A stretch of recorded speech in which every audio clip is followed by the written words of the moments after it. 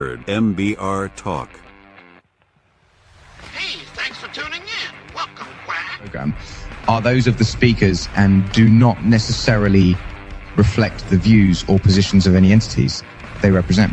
Find us on the web at mbradio.us.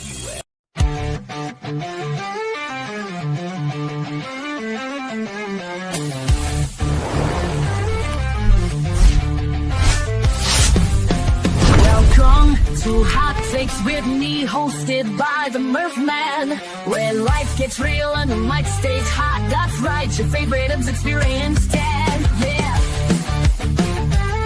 that smart and funny guy.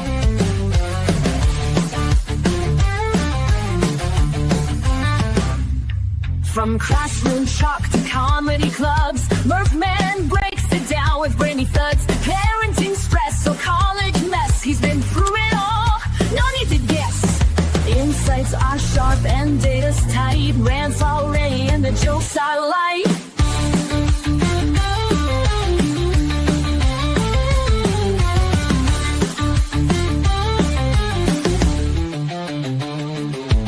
Hot takes, real talk, keeping it true. From high school halls to podcast cues, laugh a little, learn a lot. Turn it up, this show is hot. Honest, funny, maybe loud. Never scared to stand out proud. When life gets real, the mic stays warm. Hosted by the dad with lots of charm. Insights are sharp and data's tight. The rants are ready and the jokes are light.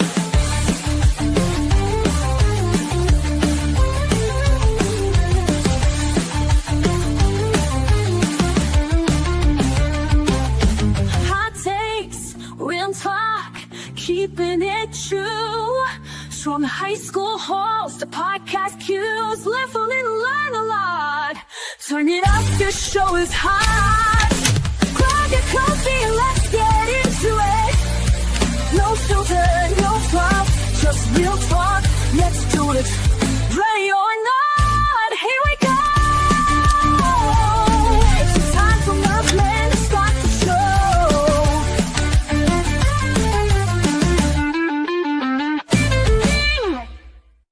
In a world drowning in data and dread, two men rise, not as saviors or scholars, but as the Murph Man and Connor.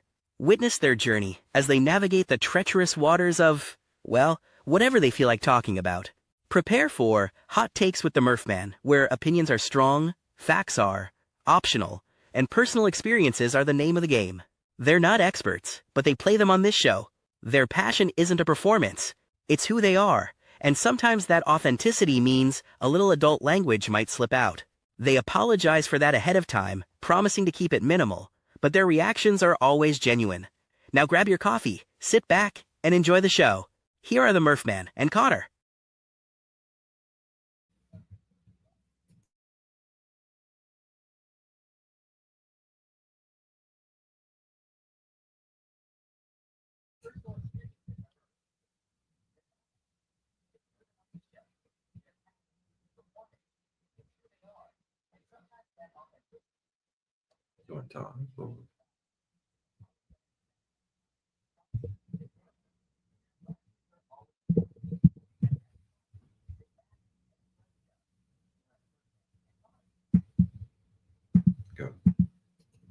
All right. Welcome to Hot Takes with the Murph Man and Connor here. How are you doing today, Connor? Good. How are we doing today? I'm doing pretty good. I've been doing a lot of interesting things this week. Like what? Well, we're going to be launching a new segment this week called the Digital Inferno. And we're going to be talking about the marketplace, which I'll talk about in a little bit. Mm-hmm. And we're also going to be starting a whole series on social media. I got that ready to go. So right now I have approximately a weekly post until January 30th to second week of February. So I already Okay. planned that ahead of time. Well, like So 2.5 months. yeah, 2.5 months, I guess you could say, right? Oh wow. Oh wow. Mm. And then we're also streaming live on TikTok. Woohoo! I see that. Yeah. So got a lot going on. I gotta tell you, TikTok is one of those things that I'm still learning how to use. Mm-hmm. But on Tuesday, I had 15 followers, and today I have 240, I think. So that's a big jump in my numbers. So I'm looking forward to being here and seeing what we can do today. Let me tell you all a little bit about. First, I want to go anywhere. I want to talk about the marketplace. What's the marketplace? Well, have you heard of Obamacare? Yeah. Okay. Do you know what the actual name of that is? No. It's the Affordable Care Act. And one of the things that happened was years ago when Obama was in office, he created this, but it created a problem where about 80% of all medical services are owned by 3 companies. So what ended up happening is they started charging more.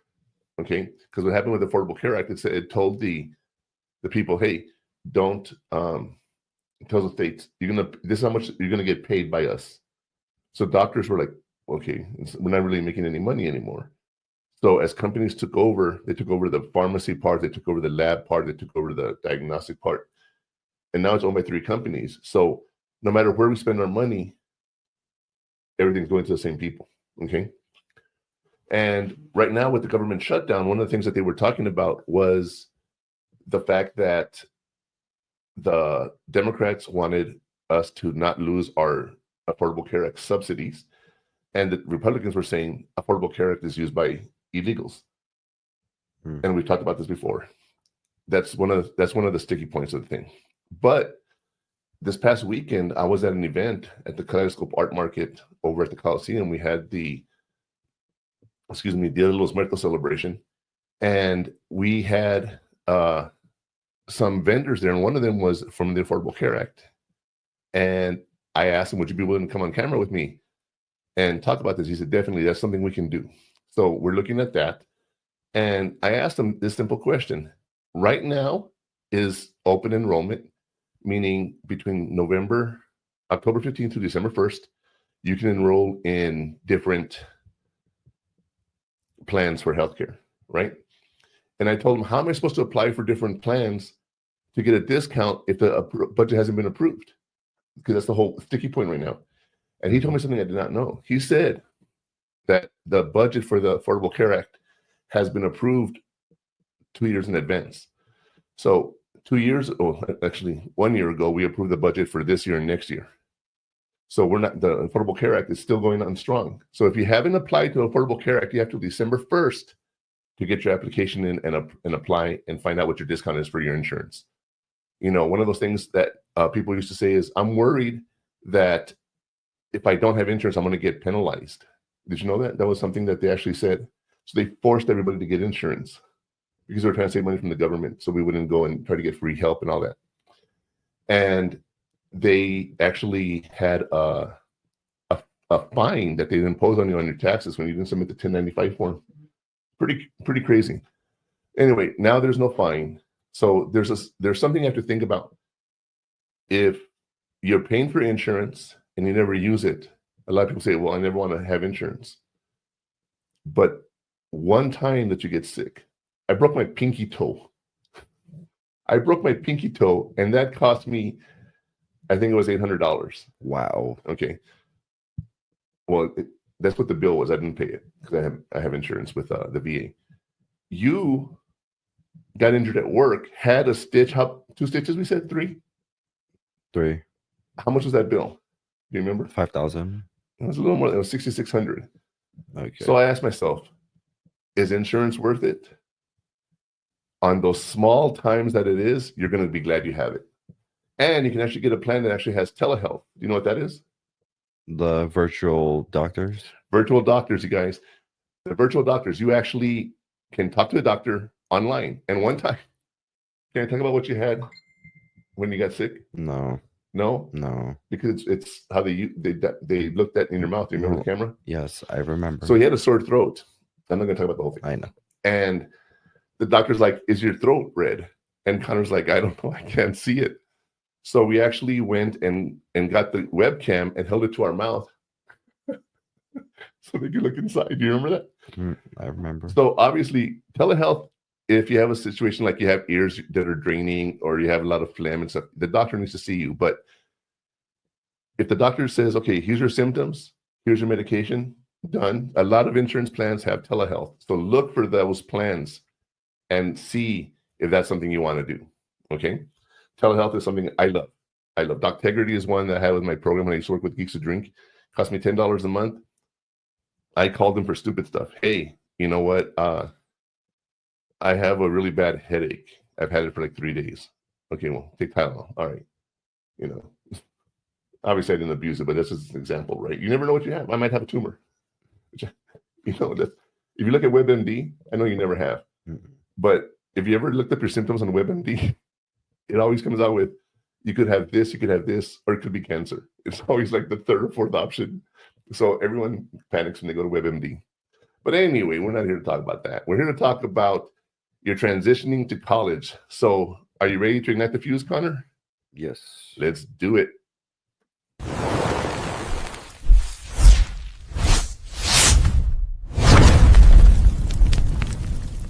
Welcome to Hot Takes with the Murph Man.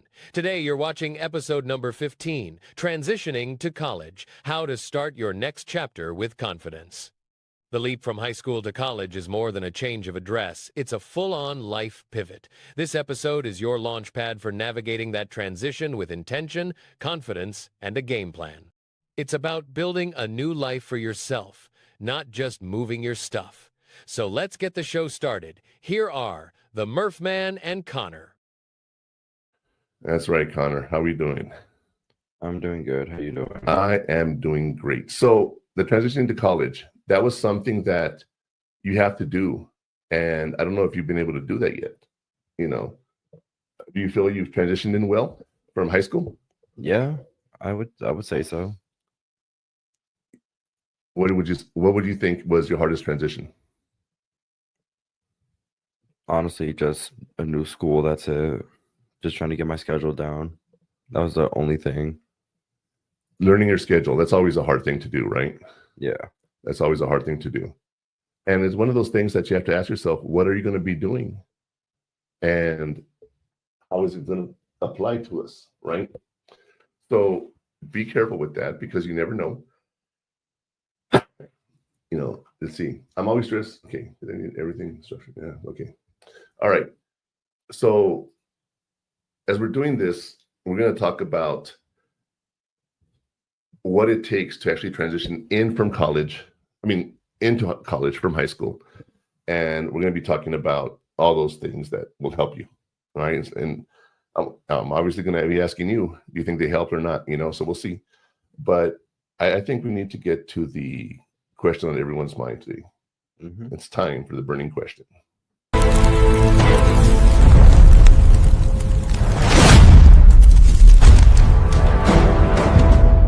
Here is today's burning question.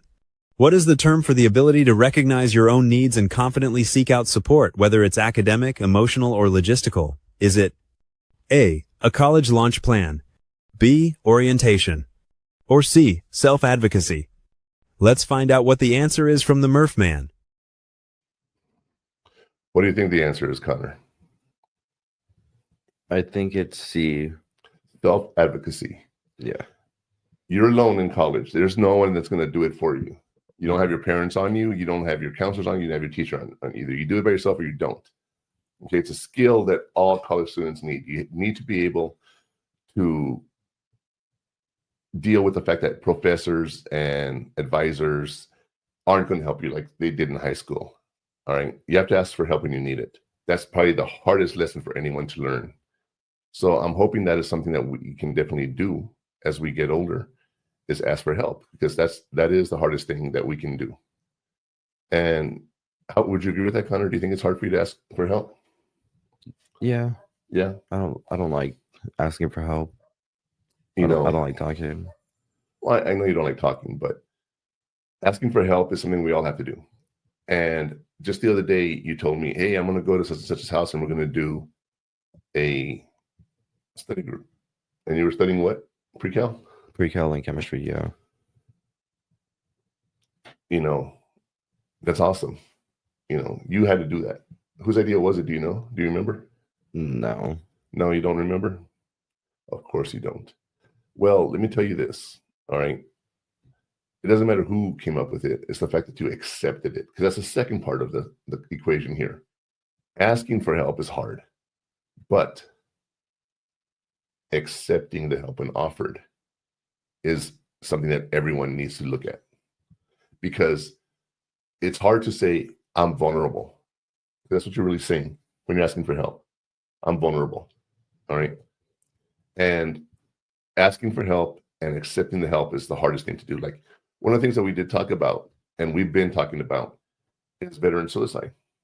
You know, there's a real life situation. I still don't know the outcome, but I'm going to talk about it. I'm not going to mention his name. But this guy went on Facebook and said, like 5 days ago, right? He goes, I was in the emergency in ICU. I was in the hospital for 2 days, and not one of you cared enough to check on me.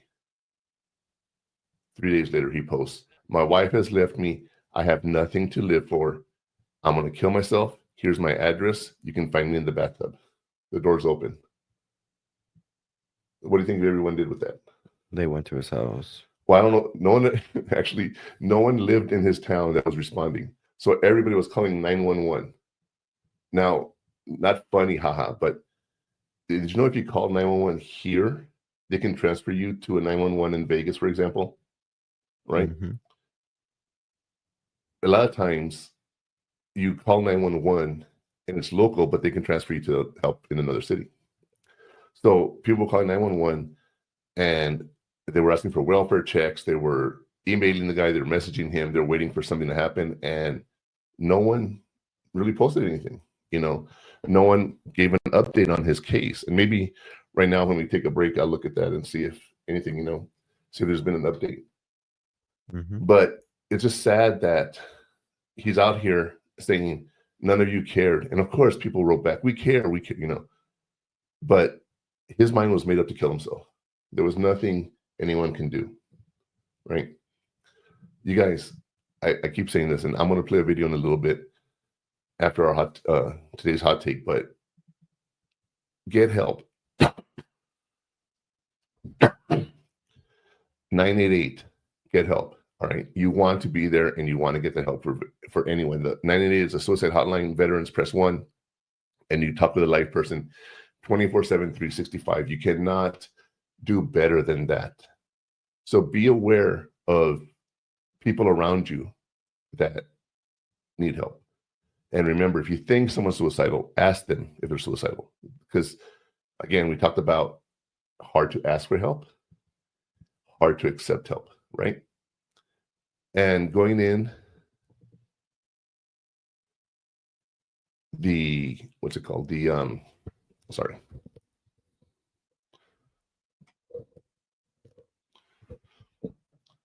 Going into a situation where someone might be suicidal and they don't know how to ask for help, asking them if they're suicidal is the first step, and it gets you that step that you need.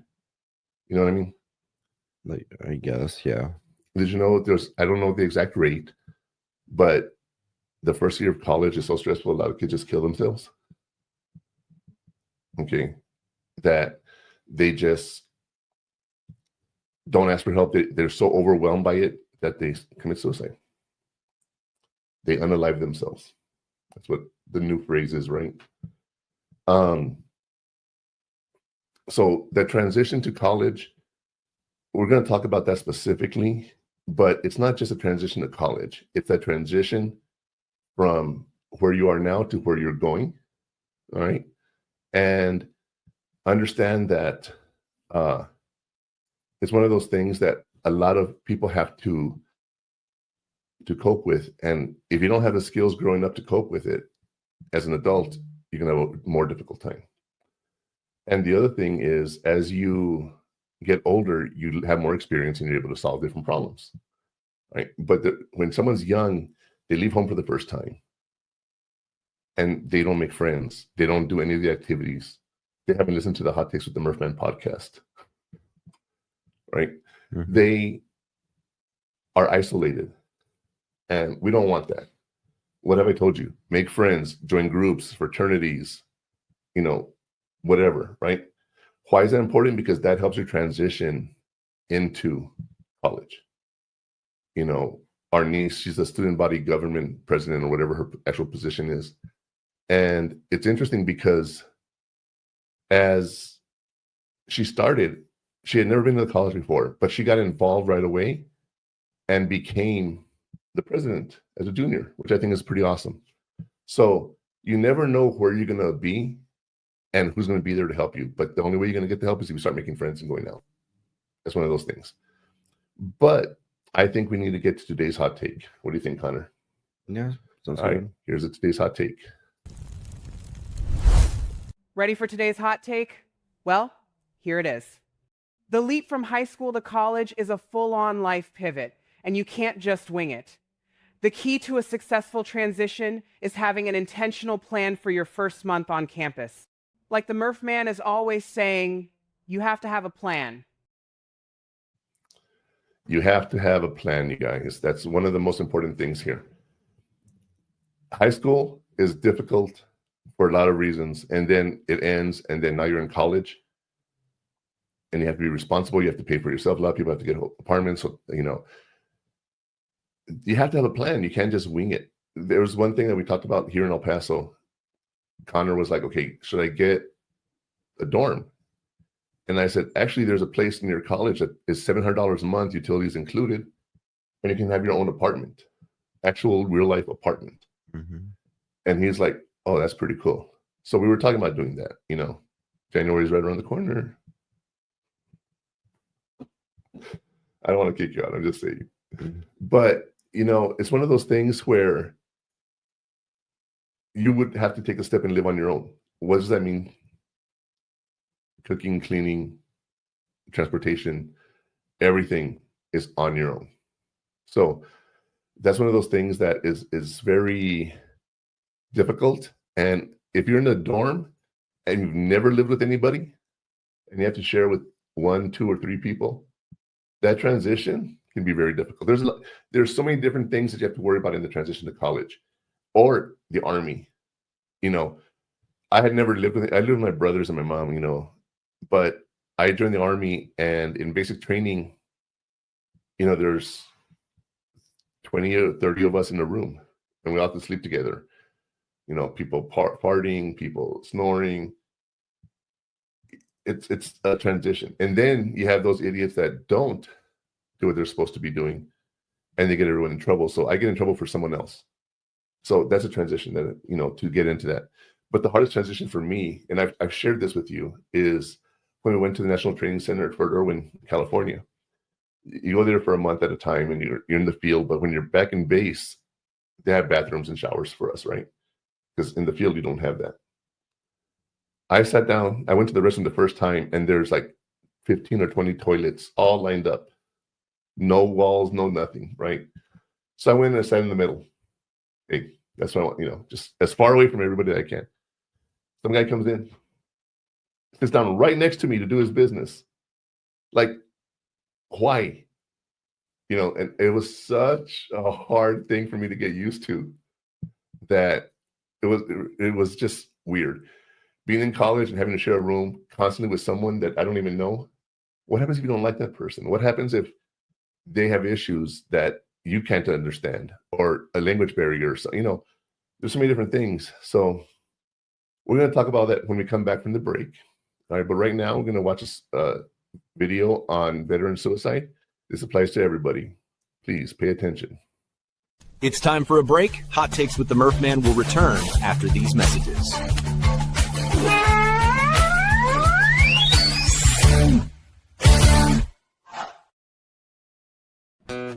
According to the VA's suicide data report, an average of 22 veterans die by suicide every single day.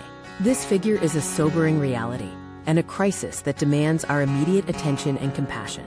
We must recognize and address the fact that every 24 hours, 22 veterans are losing their lives to suicide. The war doesn't always end when our veterans come home. The invisible wounds they carry, wounds that are real and heavy, require continuous support. No veteran should have to carry this burden alone. Many veterans experience stress and disconnection as they navigate life after service. But there is hope, there is help, and you are not alone in this fight. There's a vibrant community ready to support you, offering friendship, understanding, and shared experiences. You served your country, now let us serve you. Don't fight the toughest battle in silence. Your mission now is to reach out.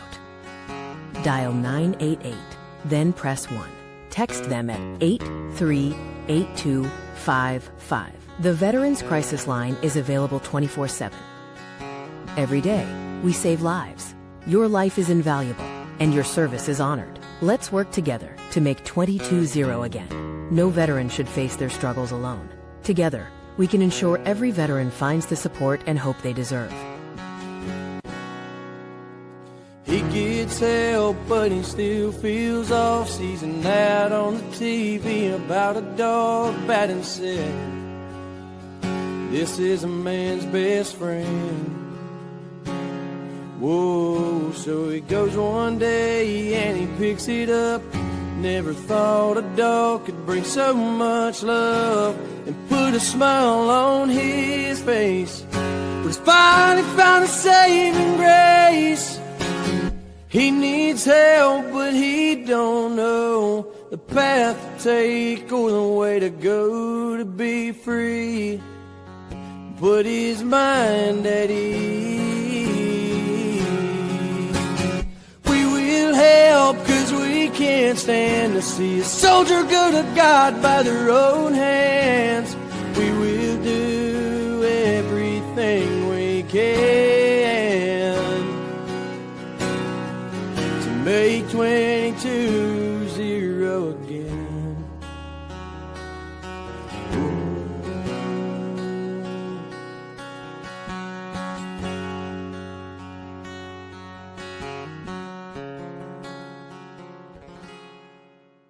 Before we jump back in, a quick reminder of where to find us. For all the short clips and highlights, make sure you're following us on social media.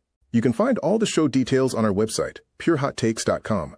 And for full show replays and exclusive premium content you won't hear anywhere else, be sure to subscribe at stream915.com. Wow. During the break, I just found out something, Connor. What? Because I said the unalive word, I got restricted on TikTok. Mm-hmm. But I was educating. It doesn't matter. Just using the word. Yes. No one can talk about it. They don't know you're educating. Well, I know that. So. But I'm just like, what? Now, I knew that was an issue. That's why I said unalive when I remembered. But it's literally unalive awareness, right? So, you guys, I hope you like that video. Remember, dial 988, get some help. If you're at college, where could you go at college, Connor? The counselors, the health awareness center. Bingo. That's it. Two options. Well, your teachers, your friends. There's more, but primarily your counselors and your health clinic. What do you call it? Mental health No. center. I don't know. Is it a mental health center? I've never been. I don't know the name. I know you haven't been, but you at least know the resources there, right? The health clinic, whatever you want to call it. I guess. Yes. All right. So, yeah, it's one of those things that as we go on in life, the counselors are just always going to be there to help us. Now, you said, I never needed it. You know, there's nothing wrong with getting help. Not that you need it. I'm just saying. Mm-hmm. I'm telling them, there's nothing wrong with getting help. All right. You can get help and no one has to know anything. Now, what's really funny is when you go get help and you're in the lobby and another person comes in, or you're walking out and they're coming in and you know them. It's very awkward. As a counselor, that happened to a lot of my kids because they went to a lot of the same schools. So I would call one kid into the school and I'd wait for them to leave before I got the next one, you know, because I don't want them to cross each other in the hallway or anything. I did everything I could to keep their privacy. Mm. Wow. Because the other thing is, there's sometimes I was working with situations where people were all involved in the same situation, and I was helping the victim, and I was helping the perpetrator. I was helping one to deal with it and one to not do it again. So I want to make sure those people never cross paths, you know. But yeah, it's one of those things that, you know, just get some help, you guys. All right. But let's talk about some of the terms we're going to be talking about today, you guys, and laying down the coals. Before we dig in, let's lay down the coals and clarify some of the key terms we'll be using today. College Launch Plan. This is your personalized checklist of tasks, goals, and habits to help you settle into college life during that first month. Orientation. This is the structured program designed to introduce you to campus resources, academic expectations, and social opportunities. Go to it. Self-advocacy. As we discussed, this is your ability to recognize your needs and confidently ask for support. All right, you guys. Well, the first thing you want to do is realize that this is a launch plan. We've talked about this before, the launch pad, right? Now you have to have a plan. Your personalized checklist on tasks, goals, and habits you need to keep track of. It's one of those things that you need to just, there's too much that you have to do. Like, for example, FAFSA opened October 1st, right? Scholarships, all that. And we applied, right? It took a while, right? But it has to be done. And the sooner you do it, the better. Okay. Because, you know, before you know it, it's a month and a half has passed, and, you know, you might lose it. So be aware of that. Also, go to the orientation. You know, people say I don't need it. Is that true? Kind of, but not really. What's the one thing that you get out of orientation? I don't know. You talk to your advisors and you make your schedule. Oh, well. You can't do that unless you go to orientation. So think about that. Remember your friends that had to go to the late night one or whatever it was because they didn't go when they were supposed to?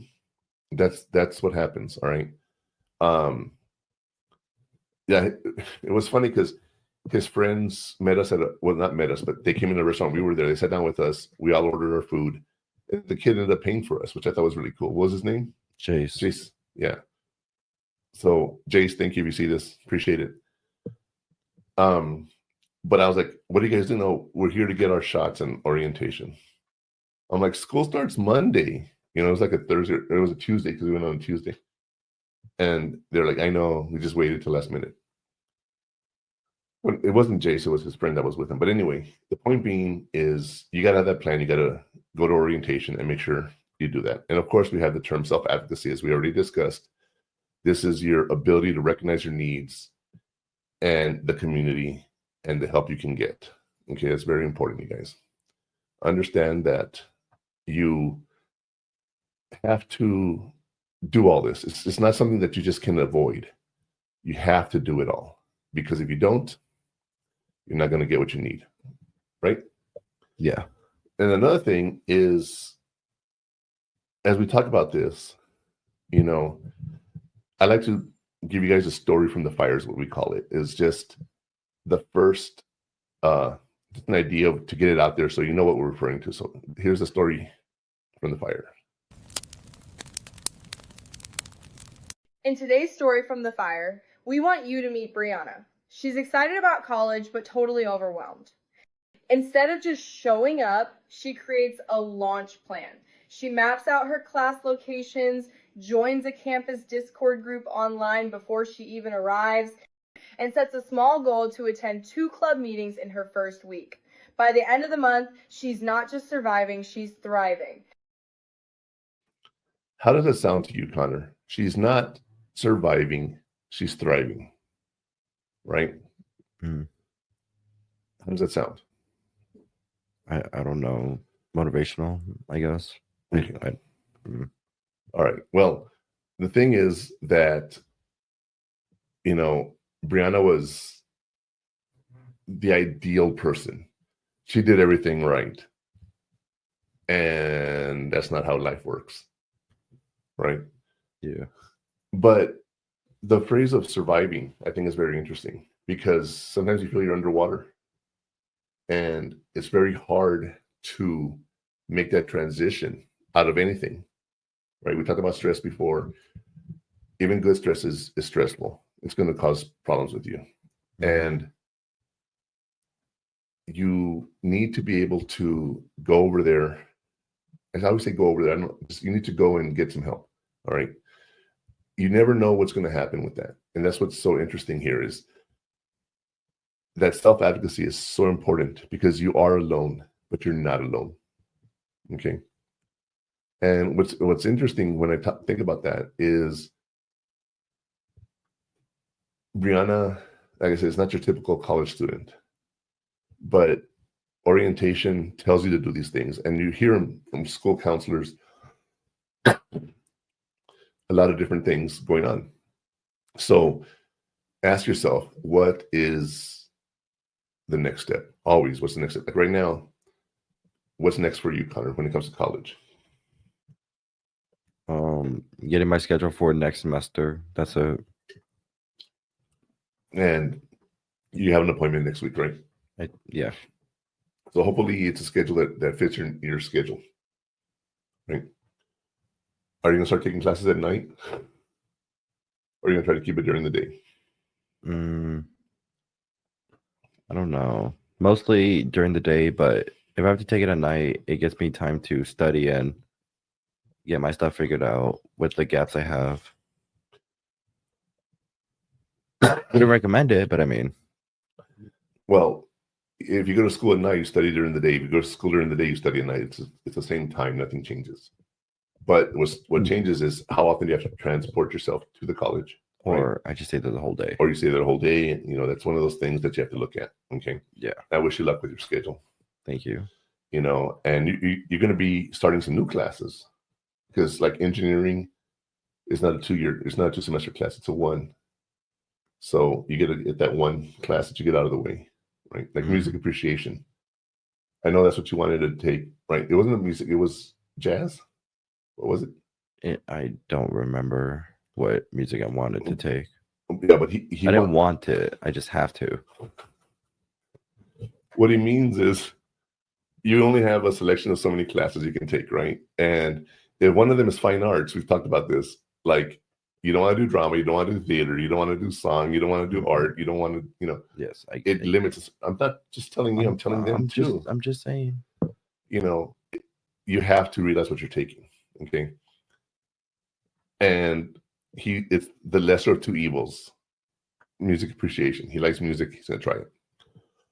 Hopefully it's good. Well, we can find out on episode 30 next semester. If you like it or not. The schedule is one of those things that you never really can do. But we've been talking about a plan, right? You always have to have a plan of where you're going. And we've talked about orientation, self-advocacy. And the question is, how do I get there? Well, we covered that in the heat map. So here's the heat map.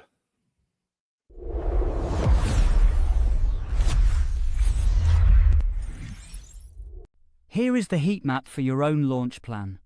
Create a first month checklist.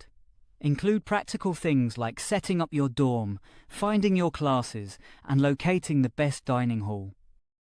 Attend the orientation events, even if they seem a little cheesy. They're designed to help you connect. Introduce yourself to your professors after the first class. A simple "Hi, I'm excited for your class" goes a long way.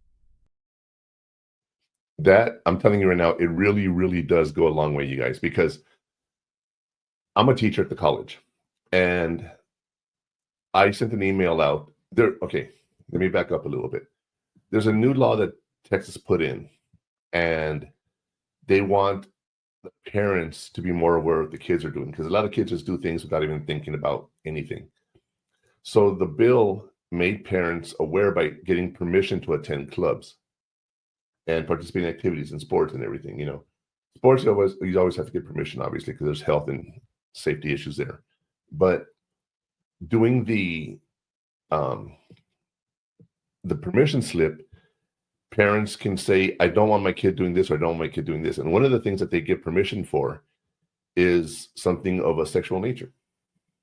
So chapter 10 for me was gender identity and sexuality. The whole chapter is a landmine. And I was like, oh no, I'm not even going to go there right now because we haven't gotten guidance from the legal team yet. And I just said, all right, this week there's no assignment. Go work on your favorite chapter assignment or something, right? And I had one kid write me. He texted me because I give out my phone number to the students. He texted me and he tells me, I really appreciate you letting us know and taking away an assignment. Cool. It's not a big deal for me, right? But the fact that that kid sent me that message made me feel good. And I'll tell you right now, if he gets to that point where he's like a couple, 1 point away, 1.5, I might just give him those points. Is that fair? Because I'll do it for everybody. If they reach out to me, if they participate, if they do all their work, they'll get those extra points. If they don't do any of that, why should I give them extra points? Because they're not doing anything extra. And I always build extra credit into my assignments anyway. So, it's not like I'm giving away points. But when you have someone that's doing all their work and they're going above and beyond, you tend to be a little bit more lenient with them. But you also keep an eye on them and you can talk to them. And like when I was in class, I would sit there and talk to the students after class, and we would just talk about life and things like that if we had time to, you know what I mean? And it was cool. And those students, when they had a problem, they felt more comfortable coming to me. It wasn't like the first time they were meeting me. You know what I mean? They already knew me. They're like, hey, Mr. Murphy, I have a question. All right. So build that relationship with your teachers because you're going to have them again. Okay. And one of the things that you also will know is you'll go to a teacher and you say, oh, next semester I'm going to take calculus. And the teacher will tell you, don't take it with this person. See, because you have that relationship with them, they can tell you that. And they'll say, don't take the class with this person. I'm telling you right now. And then you have people like me who are so lenient. Well, I used to be a lot more lenient than I am now, but I just want the kids to learn. I hate the fact we have to test, right? If they're learning, they're doing their part. But how do I know this online? Since I started teaching online, I've had to do a lot more assignments and more testing and stuff because they have to show me they understand the material. And as we're doing this, they learn because they're having to evaluate what they're doing. So that's the interesting part for me.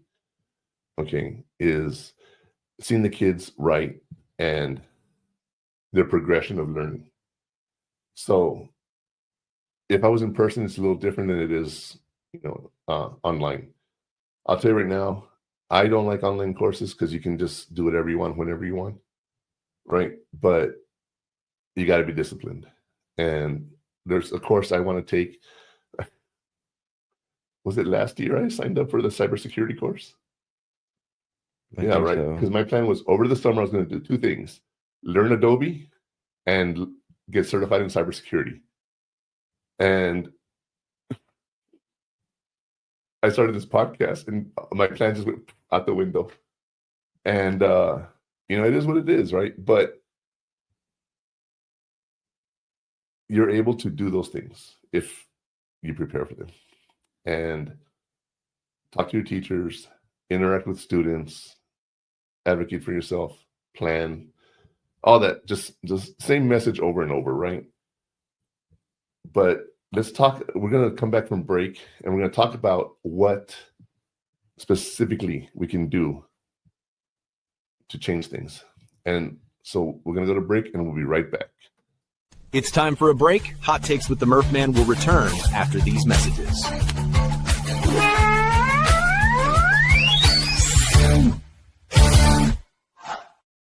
Justice Jackson, they captured Herman Goring alive. Tell me about him. He's the face of the Nazis. I'm going to put Goring on trial. I thought escapes the hangman's noose. Very sure of yourself. No man has ever beaten me. Goring has to fall. You don't just have to win, you have to be flawless. You're walking into a trap. Knowing what we know now, would you still follow Adolf Hitler? Nuremberg. Rated PG-13. Since November. The station where our veterans' voices are heard. MBR Talk. Find us on the web at mbradio.us. At Military Broadcast Radio, the goal is to offer a platform for mental health advocacy while connecting the military community through various media platforms. Founded by U.S. Army veteran Joel Hunt, MBR gives a voice to veterans, first responders, and their families through streaming radio, podcasts, video, and outreach events. With its leadership run completely by veterans and hosts of the diverse programming from all branches of service, MBR was created as a response to the silent battles veterans face after service. Military Broadcast Radio is also a Wreaths Across America partner, hosting a $5 back sponsorship group page. For every veterans wreath sponsored through the Military Broadcast Radio page, MBR receives $5 back to help support their platforms and outreach. Veteran and first responder stories need to be told and shared. And with your support, MBR can continue to bring together veteran nonprofits, mental health organizations, and government agencies to bridge the gap between veterans and vital resources. To find out more and donate, visit wreathacrossamerica.org/MBR. Before we jump back in, a quick reminder of where to find us. For all the short clips and highlights, make sure you're following us on social media. You can find all the show details on our website, purehottakes.com. And for full show replays and exclusive premium content you won't hear anywhere else, be sure to subscribe at stream915.com. It's time for a break. Hot Takes with the Murph Man will return after these messages.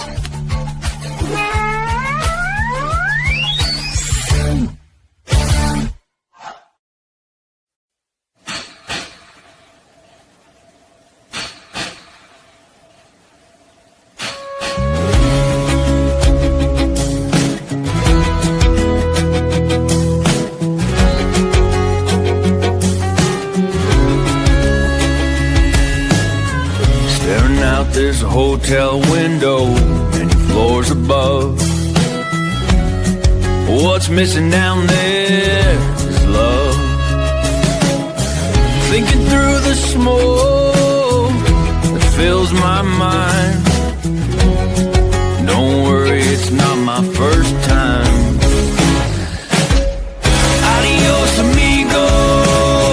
So glad I seen you.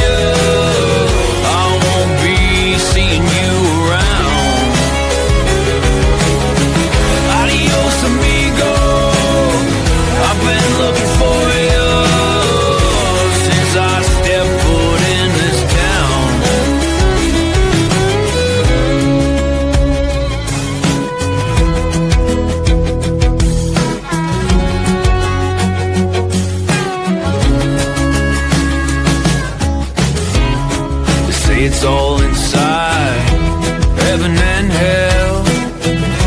What happened to that angel when he fell? Give it just one try, tell me you don't like it. Be God for a moment, don't despise it. Adios, amigo, so glad I seen you.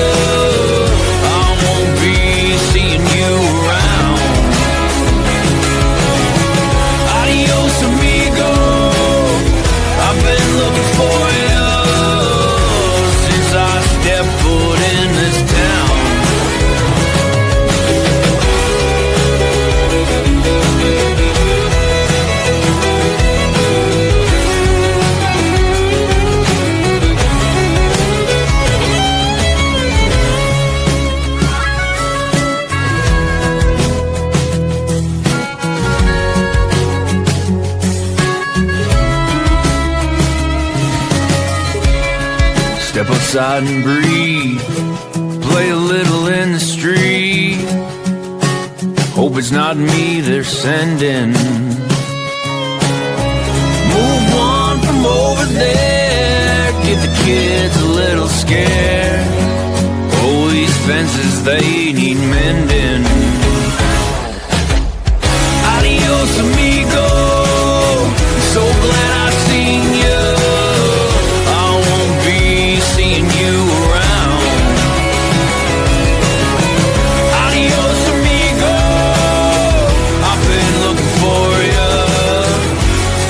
I step foot in this town.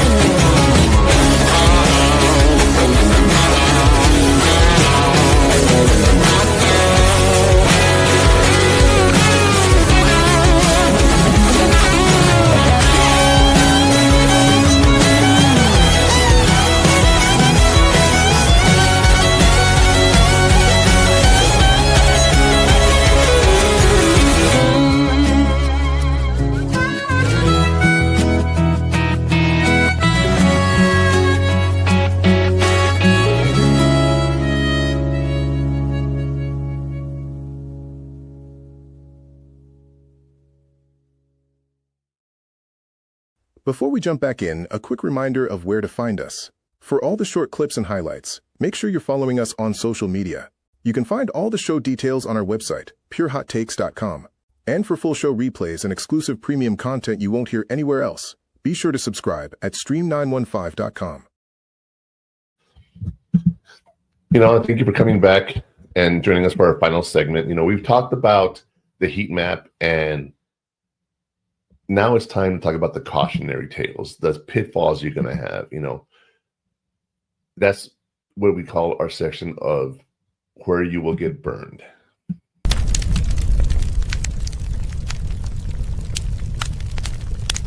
In today's segment, where you'll get burned, here are a few pitfalls to avoid. Don't wait for comfort to find you. You have to step into discomfort. That's where growth happens. Don't try to just recreate your high school social life. Embrace this new chapter with fresh eyes. And do not avoid asking for help. Seeking support is a sign of strength, not weakness. Asking for help can be one of the most difficult things you have to learn in life. What I've been talking about. So the first thing you want to do to prevent yourself from getting burned and falling into those pitfalls and have issues is don't wait for comfort to find you. You have to step into the discomfort. I love that statement. Don't wait for comfort to find you. Step into the discomfort, because you have to accept your situation. There's nothing else you can do. We've talked about who moved my cheese. You have to go back out into that maze. Okay, that's where growth will happen. All right. You also don't want to just try to recreate your high school social life, because you can't. It's not the same. Going to football games is not the same as it was in high school, right? Next week is going to be NMSU and UTEP. That is going to be a really, really, really good game. Hopefully. And next week we're going to be recording a show sometime next week. So we won't be live next week, but we will have a recorded show for you guys. And we'll talk about that in a little bit. But going to football games, it's not the same. For one, the walk is a lot longer to the stadium, right? A lot longer.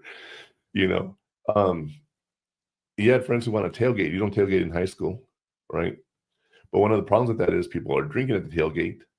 Then they go to the game and they not really making the best decisions there, Not really, but yeah.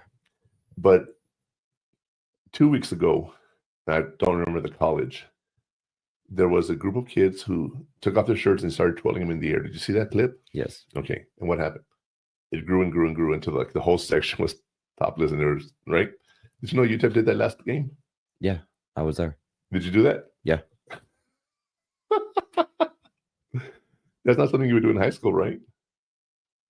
No. We would do that sometimes. So how did you feel about being involved in that? Was it cool? Was it just like awesome, or just, it was hot? Whatever? It's El Paso. It's a desert. It's going to be hot. Directly under the sun, we're like, yeah, never mind. Yeah, it's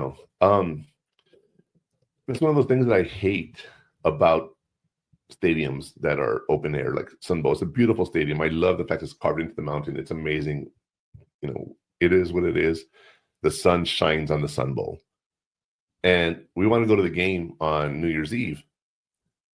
Right now, I'm not buying tickets because I never know what the weather's going to be. You might have a very mild day. You might have a partly cloudy day, which I really love, that little bit of cold, but it covers the sun. Or you might get a blizzard. And the game's going to be played no matter what. Yeah, no, it has to be played. It's a college bowl game. It has to be. There's no postponing it. It has to be played. It could be delayed a little bit, but it has to be played. So last year, I went on, I think it was SeatGeek, and I got us some tickets. It was the 50-yard line, because there was no one, it was a resale ticket, but 50-yard line right up in the middle, halfway through the stadium. And I said, this is a perfect seat for us, right? And the weather's going to be great and everything. When we got there, those weren't the seats. Do you remember that? No. We ended up sitting in the captain section. Oh. With the suite, yeah. Yeah. So I was like, wow, I got a really good ticket price. They just mislabeled it. So I think I'm going to do that again this year. I'm going to look for those seats and see if we can get those again. How much was it? Oh, God. What you remember? I think it was about $130 a ticket with fees and taxes. And fees and taxes with Ticketmaster is some BS. I learned, okay, complete sidetrack. I'll come back to talking about where you're going to get burned a little bit. But I learned 2 things this week besides the healthcare. Vegas charges resort fees at their hotels. What are resort fees? They're the fees that you book on, say, booking.com or Priceline or whatever, and you get a price for the hotel. Then you get to the hotel and they charge you up to $50 or $60 a day for their amenities, like the pool. They charge you for that, right? And you're like, it's winter. I'm not going to be in the pool. But you know why they actually charge those resort fees? I found this out later. Because so many people are always looking for the better deal that the hotels are losing money. Well, not really losing money, but they're not making as much as they could because sites like Booking.com or Priceline or Expedia, or whatever, they have to pay them a percentage. So they're already getting cheaper deals, and then they're also getting having to pay for them. So the hotels are losing money. So they made the resort fees to find a way to recoup that money. Now, what's shocking is if I pay, like for the Bellagio, I could pay $1,500 for a week and get charged another $500 on resort fees. That's crazy. And then there's some restaurants that are giving you a convenience fee. It's a fee it's the biggest tax, and it's just a fee that they charge you. Has nothing to do with tip, has nothing to do with tax, has nothing to do with nothing. It's just, we're going to charge you an extra $5 on your tab, and you got to pay us. Now, you can always complain about those. So look at your receipts, read them, make sure you're not getting charged any of those fees if you go to Vegas. And like I said, a week at the Bellagio, where did we go, Con? Do you remember the hotel we stayed at? The Four Seasons Hotel. Half right. There is a Four Seasons Hotel, but it's not the one. It's the Four Queens. The Queens, sorry. Named after his daughters. And that hotel doesn't charge you resort fees. There's a few downtown on the Strip, on Fremont Street that do not charge resort fees. So be aware of that if you're going to go to hotels. I like staying on this. Would you rather have stayed on the Strip or at Fremont like we did? Didn't we stay on the Strip? No. Four Queens was on the Strip. No, it was in Fremont Street. Remember, it's covered? That's the street. That's the Strip. No, it's not. What's the Strip then? Okay. Vegas tip. Also, I'm going to become a Vegas insider here. Okay. We stayed on the Fremont Street, but we would take the bus, the Deuce is the double-decker bus, to go to the Strip. Remember, it was about a 30 or 40-minute trip. You don't remember that? But you remember riding the bus. Yeah. Why would we ride the bus? Because we had to go from Fremont Street all the way to the Strip. I don't know. You planned 10 days. Shut up. With events. So did you have fun? Yes. You know you did. All right. But the bus took us from Fremont Street. It cost us about, I want to say we paid for the week's rental for $20, and we had transportation to the Strip and back from the Strip. That's right. Right? And that's how far away we are from the Strip. Plus the bus, has stops and everything. But I paid for a couple Ubers when we were just lazy and we were like, nah, we have a show. Like we'd go to the Strip come back at like 5 or 6 o'clock, and the show wasn't until 10 o'clock. So we'd come back to the hotel, chill out for a few hours, and then I took an Uber, right? Boom, right? So the bus is you can save money taking the bus. I'm telling you right now. And it's really not that big of an inconvenience. You just have to plan yourself accordingly, which again, we go back to planning, which I am good at, right? Anyway, I digress back to where you're going to get burned. So, like I said, don't wait for comfort to find you. You have to step into the discomfort. You have to live your college life. Don't try to recreate your high school life. And the last one is embrace the chapter with fresh eyes and don't avoid asking for help. All right. Fresh eyes is one of those phrases that you got to think about. If I tell you I went to college and I had the best experience ever, is that what you're going to be expecting? No. Why? Because it might not be the same experience you had. Very good. All right. You have to go in there with your own eyes. You cannot go in there and have people telling you, this is what I did. I never had the college experience. I never did. I never had the high school experience just because of the way I lived my life. I never went to high school events. I went to football games. I was part of the Rowdies, but that was just, what I like to do. But going to college and expecting the same experience someone had, I never went to a traditional college. Mine was all-night school, weekend school. I never went to an actual campus where I could join fraternities or clubs or nothing like that. And the advice I give everybody is to join that, not because I missed out on it, but that's just the better way to do things. Now, I went to work. I was in the Army. At one point, I was in the middle of a semester, and I got deployed to Somalia, well, between semesters. So I had to drop my classes, Things happen in the Army. But as you're doing this, right, look through fresh eyes. Don't expect the same experience as someone else. That's the first thing here, you guys. Don't expect the same experience as someone else, because you have to go in there with your own eyes and see it for yourself. And you cannot sit here, like we're talking about Vegas. Connor's like, you spend 10 days of activities. I see it very differently than he does, okay? As an adult, when he tries to do trips and he realizes how expensive trips are and how much planning it takes to have a good time and everything, he's going to be like, this is not what I want to do. So it's one of those things that you have to look at so that, it changes as an adult, right? Are we going to have the same experience if you go same way I did? No.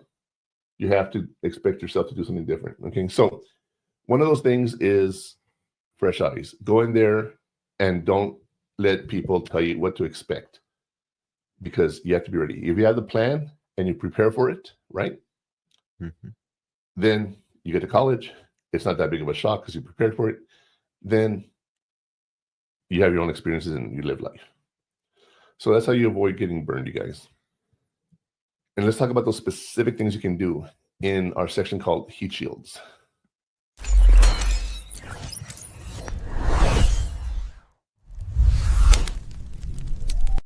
Here are your heat shields. The Naked Roommate by Harlan Cohen is a hilarious and honest guide to college life. Create your own college launch plan template using a simple checklist. Use apps like Google Calendar or Notion to organize that critical first month. Naked Roommate. The book by Harlan Cohen, The Naked Roommate. That is one of those things that you might run into. You might run into a guy who has no problems walking around naked out of the shower or in his underwear or vice, you know what I mean? There's so many things you have to adjust. So that's why it's called The Naked Roommate. And it's a hilarious book. A lot of the anecdotes they have in there is really interesting. I love it. It's really cool. Create your own college launch plan. We talked about this. A template using a simple checklist. And the next step is use apps like Google Calendar and Notion. We're going to talk about this because last week I started talking about AI. And I talked about AI and I was talking about it, and all of a sudden my computer just disconnected from everything. And I was like, that's AI getting back at me, right? But let's talk about the heat shield, but we're going to talk a while about AI in our new section called The Digital Inferno.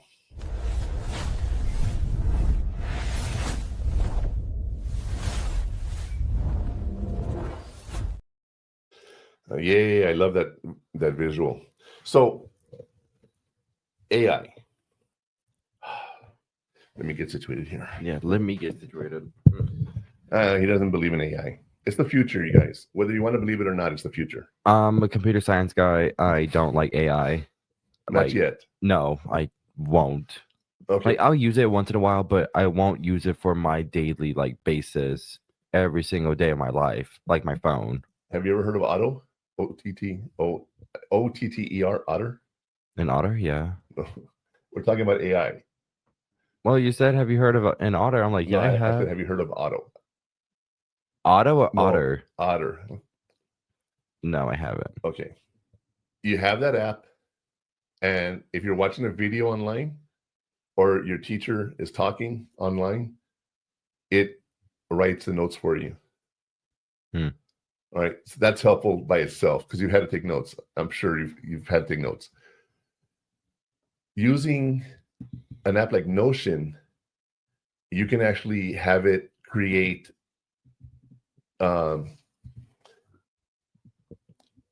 processes for you, and it'll help you. Now, what's really cool about that is taking notes and reviewing them, summarizing them is all great. But here's what I think is funny. All right. If you're using Notion and you're writing the notes and everything, how are you supposed to study? Well, guess what? You can ask it to make flashcards for you, right? Flashcards. And give some tests, right? And before you know it, you have everything. And you can study, all right?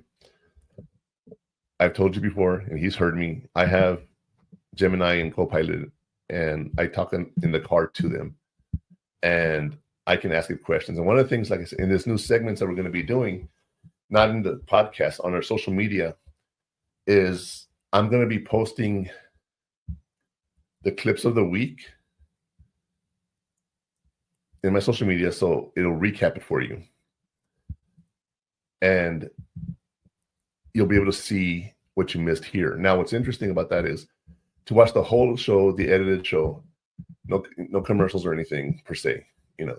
You can go to stream915.com and sign up there for a free account. If you want to pay for it, go for it. It's $7.99 a month. Make sure you use the code MurphMan so I can get the referral for that, the credit, so to speak, because I want people to come in and say, hey, we're here because of you. So that's what I want. And when we're doing this, you go to Stream 915, you can catch the replays of all my shows, and soon you're going to see some behind the scenes stuff. Like one of the things that I have on there is the first week we talked with our nieces, the girls. We talked about the first week of college, and I had my nieces come in, and all three of them were part of it. You won't see that on any of my social medias. All right. You got to go to Stream 915 to see that. Also, with the segments I'm going to be doing some stuff there as well. So, check out stream915.com, and you can do that to be able to see my shows. Right now, you can find my replays on YouTube and everything because I haven't deleted them, but that's happening soon. So just want to let you know that. But AI helping you create tests. All right. What I was talking about last week was my coordinator at the college asked me to do more work. Not more work, more interactions for the students, more resources. That's what I was looking for. And as I wanted to do this, I had to find some videos. So I did a search on the internet, and I was like, hey, watch a video. That's not what I want. That's not what I want. I finally went to AI and I said, give me links for video. And Copilot did a really good job of that. It gave me actual links to videos, very relatable to what I was teaching. And I was able to put those links into my syllabus. Not directly, because the way it works, it doesn't give you the actual link. It gives you a way for them to click on their app to go to the link. So it doesn't always work the way you want it to. But you can do that. And as you're doing it, you can have it ask you questions. So I went and I had the video, and then I said, give me a summary of the video. And it summarized the video for me. So then I put that into the description. So this is what the video is about. You want to watch it yourself, go for it. And I have my video and I have the description linked into my syllabus and into my online course. So that I used AI for. I asked it to rewrite some of my questions because every semester I would change a few things because I want the people to repeat it, right? So that they'll just go, oh, these are what he's asking for. So every year I do a new test. I do new assignments. I change what I'm looking for and things of that nature. So AI helped me be better at what I'm doing. I told you about the segments I'm going to be working on. One of the things I'm going to be doing is, I call them niches, but there's like 7 areas of education that I focus on, 7 modules of my classes, and they actually go in order. Right now we're in episode 15, and I have 70. And different modules are, like we have, how can you do things in elementary to prepare for middle school? Then how can you do things in middle school to prepare for high school? Then how can you do high school for college? And now we're in the college and becoming an adult. So like 5 stages of development, so to speak, right? This is Murphman's 5 stages of development. Well, I have a niche that I'm going to be addressing every day. And I had this idea. So I said, help me here. And there's this website, not this website. What is a website? There's a girl on Instagram. Everyone's seen her, I'm sure, talking about how to improve your pages and whatnot. And what I did was, what she's asking people to do, she's giving you tips on how to do it, right? But she says, my company, my program, we can do it for you. We can edit your videos and everything. Well, I do everything myself, but I use AI. And I came up with the subjects for AI. They gave me some ideas. I picked the ones I wanted. I said, expand on these. They gave me some ideas. I changed what I needed to change to make it more Murphman. I got the hooks. And, what's really cool is if you say, give me some hooks, a hook would be a way to get attention, right? Give me some hooks. And it gave me 7 of them. And I said, I need more. And he gave me more. And then I edited those. And I had like 15 or 18. I'm like, I want more. And it gave me more. And it gave me more, And then I said, okay, great. You gave me all these hooks. Now, how am I going to use them? I don't know what it goes with. So AI said, I'll do it for you. It read all my sections. It went into my document, edited for me, and came out and was able to tell me, okay, section 1, well, not section 1, topic 1, part 1, here's your hook. Part 2, here's your hook. Part 3, here's your hook. Some of them were what they call hybrid, where I had 2 different hooks involved. Like if you do A, you're going to get B. And I started using AI to help me write those hooks and help me write my segments and whatnot. And it helped me. And how many segments did I tell you we wrote together? Well, not, I say we work together, like AI is a we. But did I tell you how many segments total? I know it was double digits. Oh, I know it's double digits, I think, right? Oh, yeah. But there was 80 of them. So technically, if you think about it, 7 segments a week, right? Those niches. And I have 80 episodes. So that's about, I can't do the math. That's 56. But I have 80. So if I have 80, but divided by 7, at least 10 weeks, 11 weeks of pre-written hooks and pre-written segments and everything. Now I just got to figure out how I'm going to film it. But I don't know how to do that. So guess what? AI, help me with this. Right? And it helps you. And if you're driving in the car by yourself, you can say, can we practice the hooks? Yeah, give me a hook. All right. And then I say, okay, here's how I would say it, and then here's, give me corrections, give me feedback. And it does. AI is very useful, you guys. I know he doesn't want to use it, but it is so useful. But there's been a study done that AI is making us dumber because we're not learning. And I disagree with that if you use it correctly, because I'm using it to learn. Like I'll say, there's a new concept. Tell me about it. Now, AI is not 100% yet. I get that. Nothing's 100%. that's why you have to go review everything. And what I do on my assignment, just so you guys know, is I write in white font so you can't see it. But I'll say, tell me how this applies to bananas. What? See, if you were listening and not on your phone, you would have heard that. I'm doing notes. That's why. Sorry. Notes for what? Chemistry. You're working on your homework right now? Oh, I forgot about you. You reminded me of taking notes. You forgot we were here working? Yeah. You remind me of AI. I'm like, you said notes. You just shut down. And I was like, oh. What I was saying was, in the assignments, I go and I highlight white font so you can't see it. And I say, how does this question refer to bananas?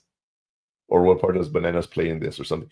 So then it's not the word bananas, but there's a word that I look for in the document. And if I find it, AI, no credit.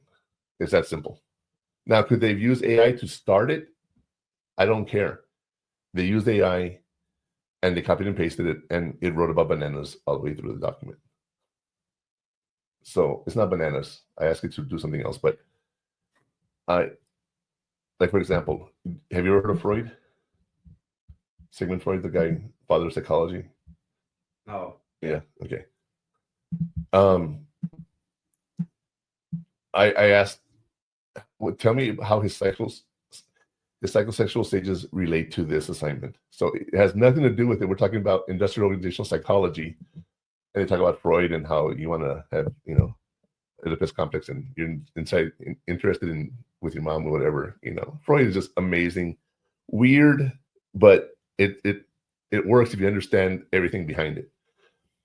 I'm just talking about general common sense stuff that people have heard about. It's not always about sex with your mom, trust me. But have you heard of that? The Oedipus complex? Like Hamlet, I think it was, that killed his father so he could sleep with his mom. No? Hamlet? Yeah. No. Yeah, Shakespeare's play. Yeah, it's Oedipus complex. I didn't learn anything about Shakespeare. Shakespeare, right? Yeah. Okay. I said Shakespeare. Who's wrong?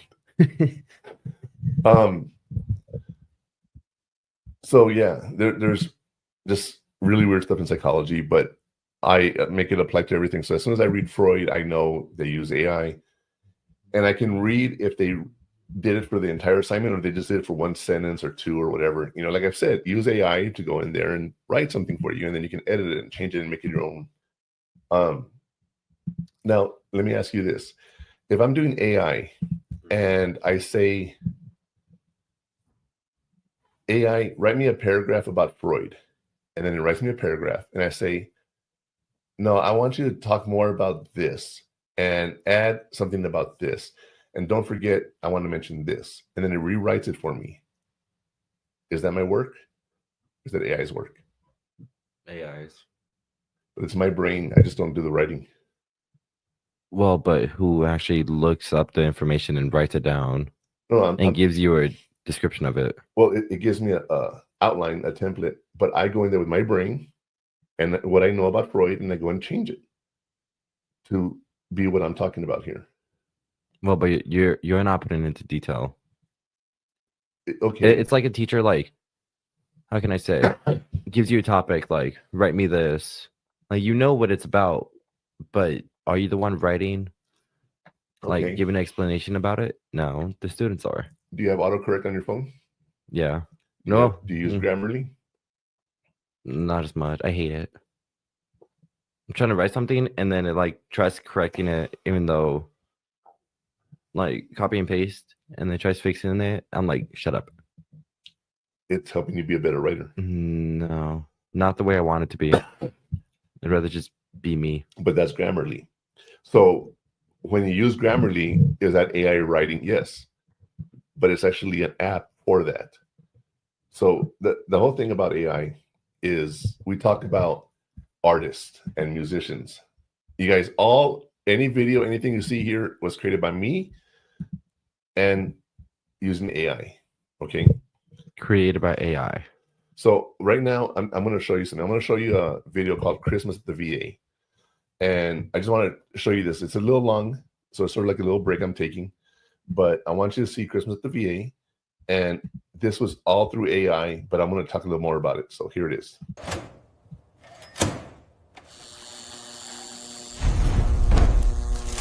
Welcome back to MBR Radio. We've got a festive show for you. Let's spread some Christmas cheer. Hey, I just had an idea. What's up, Beaker? Don't stop pumping that iron. You have your AFPT soon.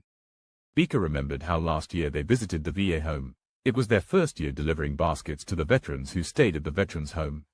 Beaker, DJ Ducky and Gamer all took a gift for them as well. They really enjoyed spending time with other vets. After that, they jumped back into the car and went to the children's hospital to take donated toys to the kids. Every time I walk into this place, I remember Germany, stuck in that hospital, no family, nowhere to go. That's why I keep coming back, to make sure nobody here feels like that. You've carried that memory long enough, brother. Today we carry these baskets instead. And maybe a game of Uno or two. Beaker, you're not ducking out on me this time. I'm winning today. Fat chance gamer. I've got winner.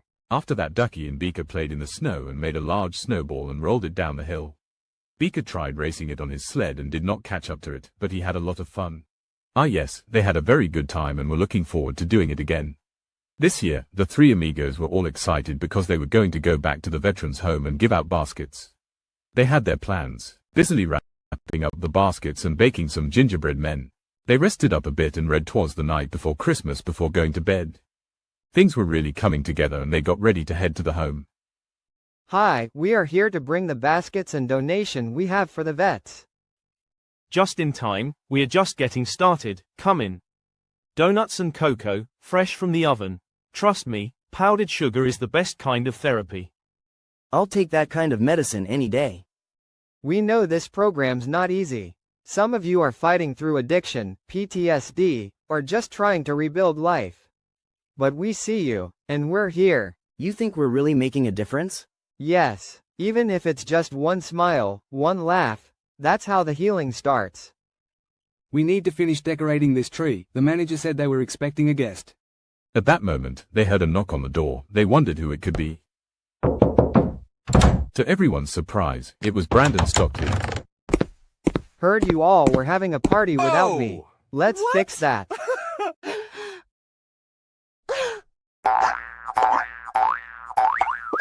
You don't know what this means, man. Thank you. Looks like Beaker's not the only celebrity in the house today. Hey now, I can't catch passes like him. The veterans were opening their Christmas baskets and peeking inside. They saw shirts, snacks, resource cards, and little gifts. Think of these cards as power-ups. You use them, you level up. Housing, jobs, support, it's all in there. So and the swag, I told them, that's so you remember that's you're not part how of you something play the bigger game. now. A family. This was Chris's idea, my battle buddy. He always said Christmas was a chance to fight loneliness with love. You okay, Beak? Yeah, just remembering why we do this. Everyone was excited. They took pictures, ate donuts, played games, and had smiles on their faces. They could hear carolers outside. Deck the halls with bars of holly. Brothers and sisters, you are not alone. These baskets aren't just gifts. They are reminders we're still your battle buddies. Lean on each other. Share your wins, share your struggles. That's how we get through. And remember, it's okay to second guess sometimes, just don't quit. Merry Christmas from Valor Point. And with that, the MBR crew drove off into the snowy sunset, ready to serve smiles wherever they go. Thank you for watching this video. Come check us out at MB Radio, US. Merry Christmas.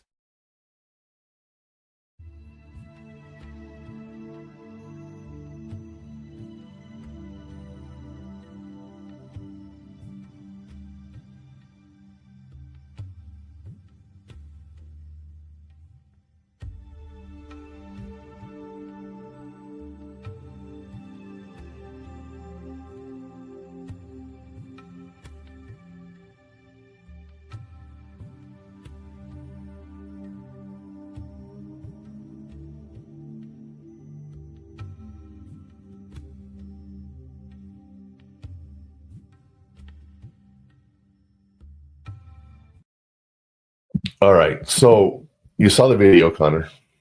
It was 4 minutes long with almost my credits and everything, right?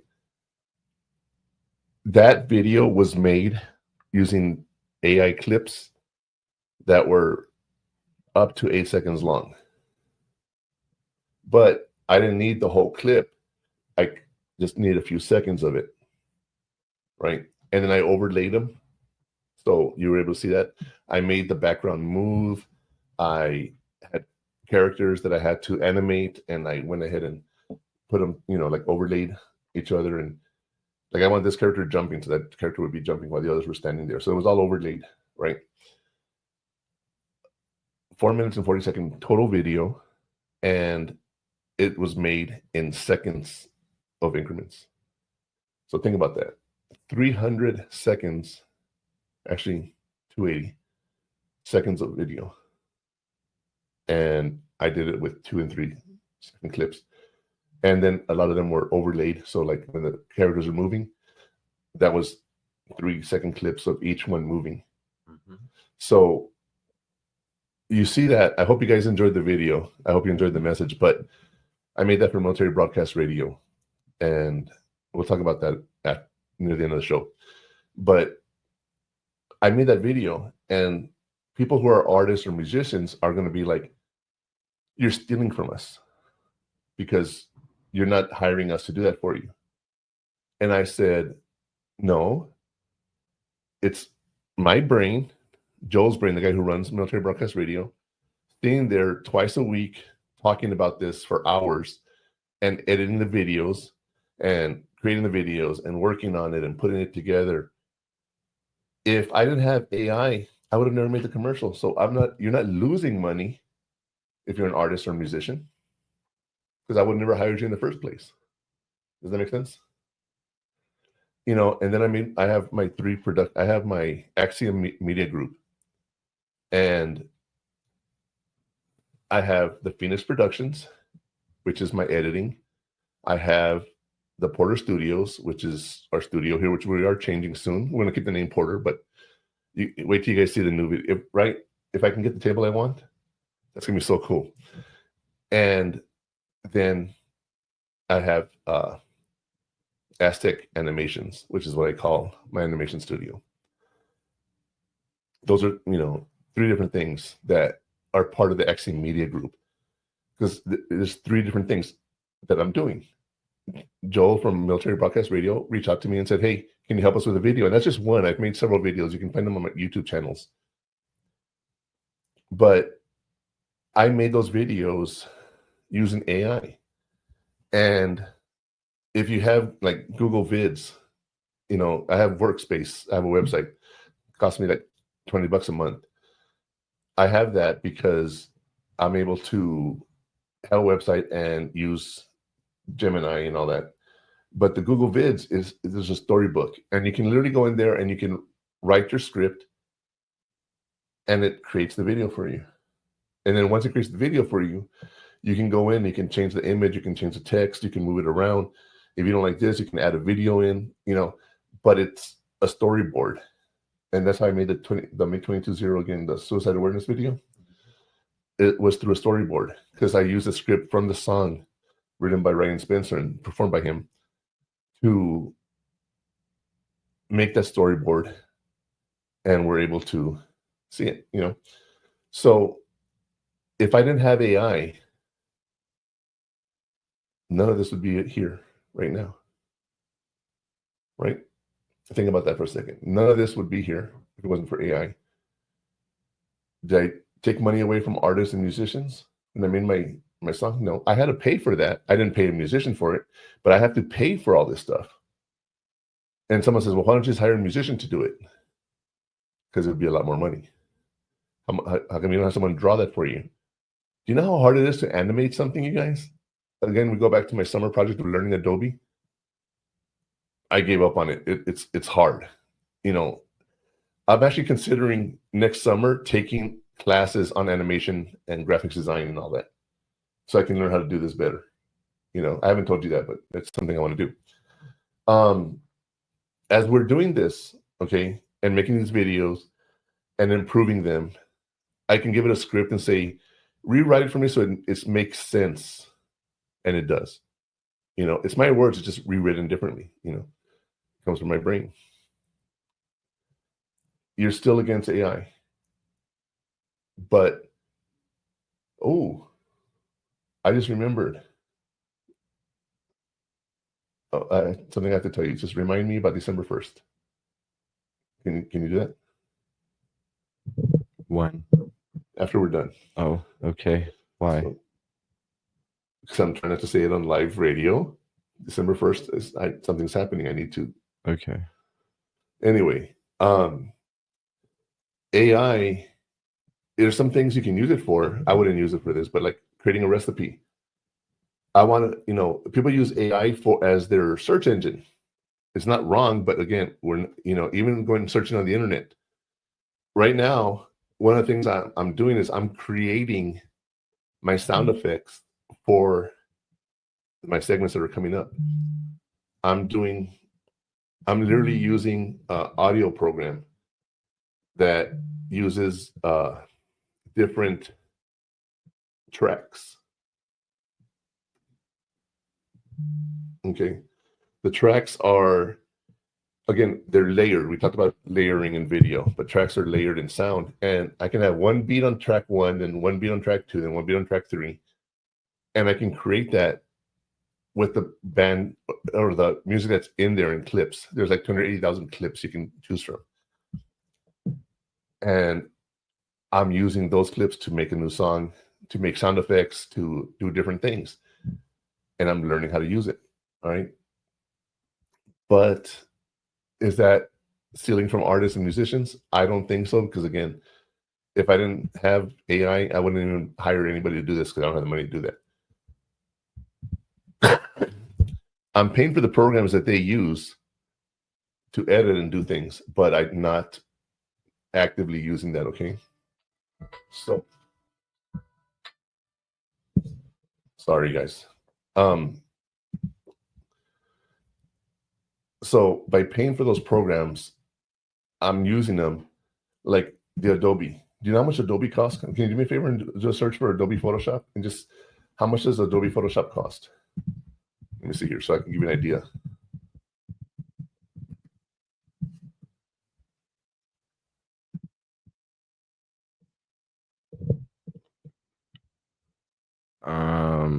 It depends because they go by subscriptions. Okay, that's another thing we're going to talk about. But just if I wanted to subscribe to it, how much is it? Like the single app would be $22.99 a month. Okay, $22.99 a month. Okay, that is $280 a year for one app, for one subscription, and I don't even own it anymore. I can get the Creative Cloud for the same price, and it gives me all the Adobe apps. No. Well, I'm an educator, so I get the discount. Oh, well then. Yeah, you pay the Creative less. Cloud is like $49, $50 a month. It's 60 a 60 month. now, it's gone up. And then students and teachers with the discount would be paying like $20 for the first year. Yeah. And what's funny is if you cancel during the first year, they charge you the full price. I found that out. But you're paying for the software that people use. If you want to learn how to use Adobe, the Creative Cloud is an amazing thing. It's a lot of money, but it has all the Adobe products together that you can use. Photoshop, Premiere Pro, oh my God, I don't remember all the ones. Anyway, it's every app that Adobe has. So it's amazing that you can do that. And what's really cool is if you're using Adobe Photoshop, we're talking about AI. You have to put videos in there and you have to edit them and you have to vector them, meaning when you expand them, they don't lose their quality, so they don't pixelate. So you can go into that and let's pretend I'm taking a picture of the studio here, right? And I don't like that picture. I can go in there, highlight it and say remove, and it removes it. Or I can go in there and highlight Connor's hair and say make him a blonde, and it does it for me. Out of all the things, a blonde? Yeah. It's because I saw a TikTok this morning. There's a guy who paid $2,000 for a haircut in Japan. And supposedly they do amazing stuff with his hair. But the first stage, they want to make it red, right? But the first stage you have to bleach it. So he takes off the foil from the first dye, and his hair is blonde as like all get out. and he freaks out. But you have to go blonde to make it red. You know what I mean? So that's why I had blonde in my head, in my brain. But as you're doing this, right, you learn how to use these programs, and you can become a graphics designer and do it for other people. All right. AI helps you do it in the app itself. But I'm paying $60 a month to have that app, you know? And it's one of those things when you think about it, like, is that what artists are using nowadays?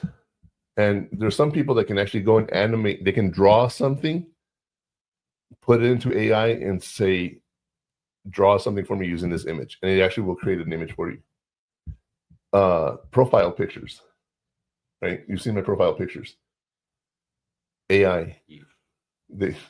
What? Yeesh. I think my AI pictures look pretty good.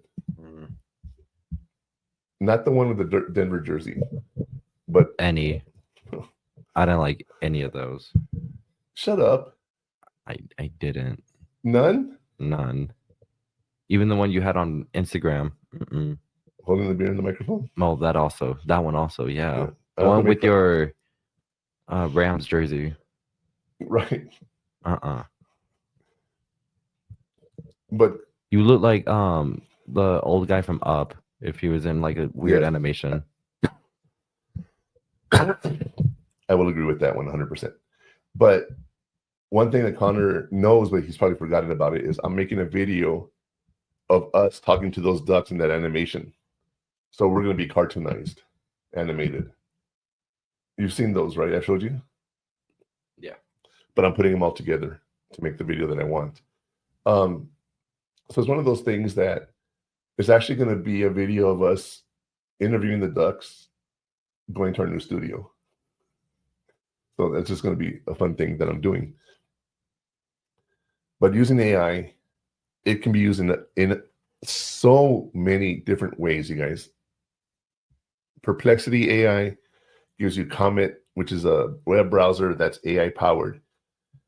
You have Gemini Pro. No, it's not Pro. But you get a different level of Gemini if you're a student or teacher, your education. If you're a student, you get 6 months of free Amazon. If you're a student, you get discounts on several things. So look at those and consider using that to get the discounted stuff so you can try some of this stuff. But AI is out there. Perplexity AI has that. There's AIs like Revoicer or Minimax that do voices. There's so many things. And I think about how I would use this in high school. If you're doing a presentation, right, like you had to do a PowerPoint or whatever, you could just do a whole video now. I think that's pretty cool. You know, so, you know, you can use it. And if you use Google Workspace, you get Gemini Pro on all your Google apps. So if, like at work, I use Google Apps, Gemini helps me in the apps. That's what's so cool about it, you know. As we're also doing this, there's AI can be used to give you recipes for Thanksgiving. Well, I wouldn't trust them so much, you know, but you can say, I want to make a Thanksgiving meal. What do you recommend I make? And Connor's, you're gonna have Friendsgiving, right? And he went to his friend and said, what should I take? And he said, a ham. So we're gonna make a ham, and you know, he is gonna make a ham, and then he's gonna cut it up and get it ready to go, you know. But if I was like, I have no idea, I've never done a Friendsgiving, I've never done anything, what should I do? And you ask AI, it'll give you everything.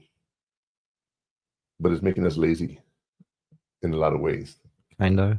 Because we're not thinking, using our brain. I disagree with that. If you use it properly, it can help you be very creative. You know, one thing I've told people, I'm not creative.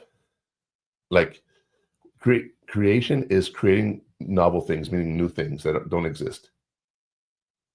To create. It's called being original. Well, yeah, but to create something, I'm not very creative. I'm not artistic that way. But I can take your work and make it better. Yeah, no. Okay. when I was in Cuba, I got stationed in Cuba for 6 months. I stayed on a cruise ship, and I played with the band, and I ran the club, and the drummer was trying to write a song, and he wrote the song, and then I remember the words. I went home, not home. I went to bed, and then I woke up, and I'm like, hey, maybe you should try using this. And here's another part of the song that something I would do here. Or when we're doing comedy, when I did stand-up comedy, people would write jokes, and they say comedians steal jokes, right? But it's because you hear a joke and you apply it to yourself. Okay? So stories and everything, you steal from other people. I agree. And make it yourself. But is that original? Because it's my own work. Well, the joke isn't, because it's referencing something. Well, it's from someone else. But like the story in the background, like whatever you add on to it, could be your own if it's not already said. I had a friend of mine that the first night we did comedy, I had a joke about sleeping with my maid when I was a teenager, my babysitter. And he had a joke that said, every time I smell pledge, I think of my maid.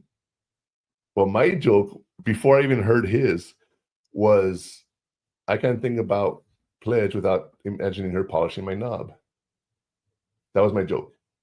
But when he came up with his own joke, I asked one of the comedians, S3, Sean Scarborough, he's gone now, miss him. But I asked him, I said, I have a joke like that. How do I skip my joke, or do I write my joke? Because it's my original joke. And I told him the joke. He goes, that's funny, use it. Then I went up there and I said, now that I'm older, I said, I can't smell fabuloso without thinking of my maid. I changed the joke, right? Is that my original joke because I created it? Yeah. So it's the same thing with AI. You have your information that you put into it, and it spits out something for you. Same thing as original work. But creating something from nothing, that's, like I say, original has a different, it's the same, but it's different in my brain, because I can take something from you and make it mine, and that's my original. But it's still referencing something else. Yeah, but that's my original joke. Now, I use your joke. That's like a sample.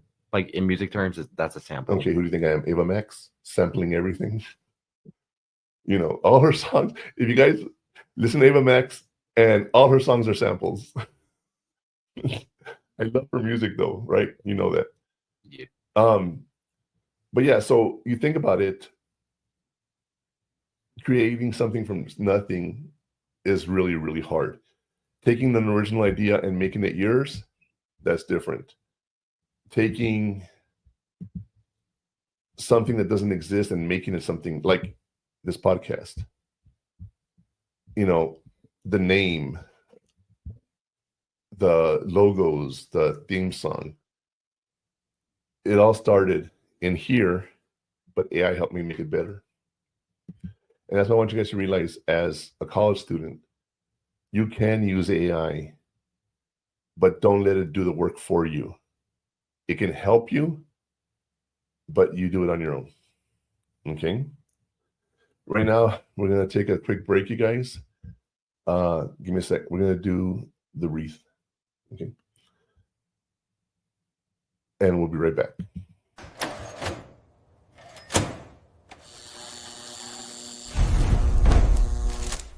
Welcome to Wreaths Across America, proudly partnered with Military Broadcast Radio.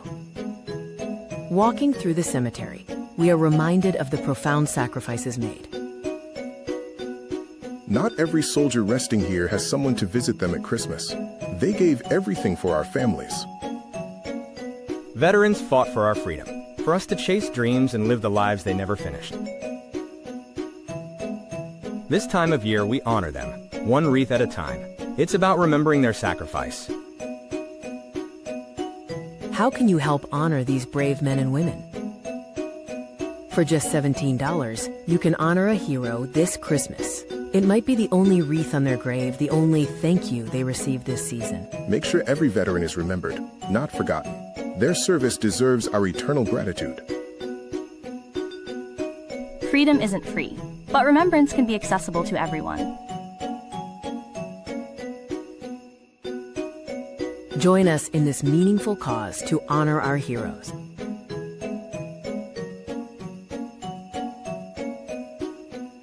Beaker invites viewers to help us lay wreaths for the ones who gave everything. When you buy a wreath, send Military Broadcast Radio a message. They will personalize your tribute. They'll provide a picture with a salute to your loved one and send it to you so you can still be there in spirit. Thank you for joining us in this important mission. Wreaths Across America is proudly partnered with Military Broadcast Radio. Help us remember, honor, and teach. Let our veterans' voices be heard, now and always. Thank you for your support.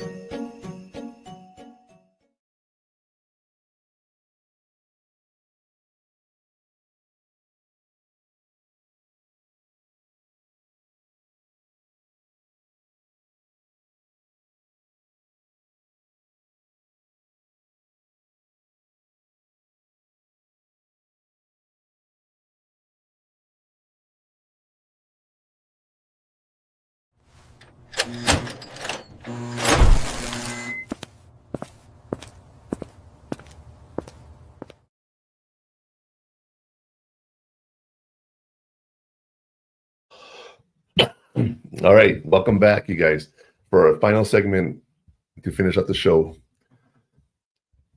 Again, AI using storyboard and Google videos, just it's there. All right, it's amazing. By the way, Military Broadcast Radio.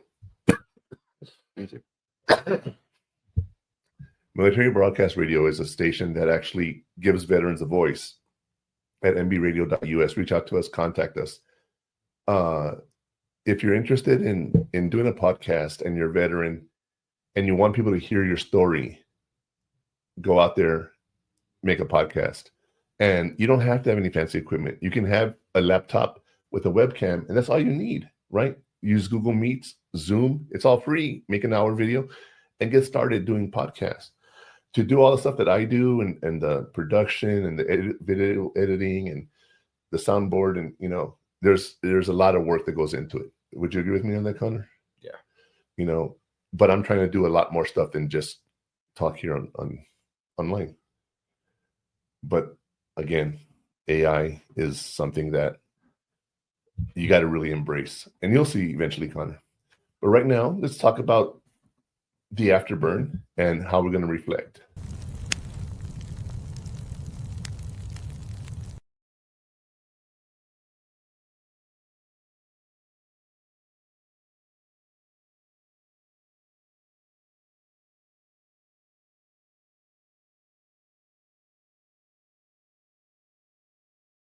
I kind of forgot we had to read.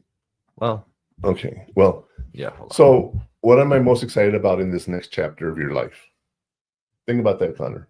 You started college. What are you excited about? Anything? He's such a hard person to talk to. Well, I'm not excited about anything. That's one thing about I don't get excited. You're right. You don't. So. But you ask yourself, where is my life going in the future? I don't know. What's the potential here? Yesterday, we're looking for a house, and they called me. They're like, "What area of town do you want to live in?" And I said, I have my preferences, but if I find a house that does what I need it to do, right, that'll be the house we can buy, because it's everything I want. That we can, or that we're going to buy? Well, we're going to buy. Okay. Also, your routines and habits. You did some in high school. Take all the positive ones and move into college. And what's the one thing you can do this week to feel more grounded and comfortable on campus? So what would you recommend on that, Connor? Like, what could you do if you don't feel comfortable on campus?